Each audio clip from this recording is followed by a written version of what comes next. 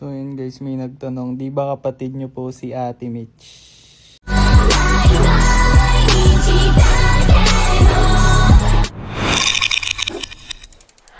So ayun guys, ayun si Mama tsaka si Carlo. May nagtanong dito, di ba kapatid nyo po si Ate Mitch? Buti pa kayo, alam nyo may kapatid kami sa labas. Ayun si Mama guys. Ma, may nagtanong kasi dito. Ayan, sabi, di ba kapatid nyo po si Ate Mitch? Ano masabi mo? Wala akong alam. Wala akong alam. Ayun guys, tumatawa si Mama oh. Uy, sinasabi kasi siya.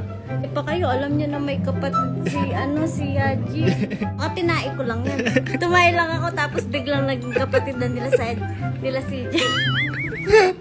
Guys, alam nyo na. Ayan lang kapatid ko guys. Ito lang, si Johan lang. Hey, Johan.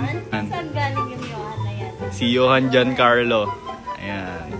Ayan yung username niya kasi dito sa TikTok guys is Johan. Bakit pipilit nilang kapatid mo si Mitch? Malay ko sa kanila. Buti pa nga sila, alam nilang may kapatid kaming babae na ito eh. Sana nga may kapatid na babae. Kaso wala eh. Kaso wala. Dalawa lang kami guys. Ayan, nadagdagan pa ng isa, si Calix.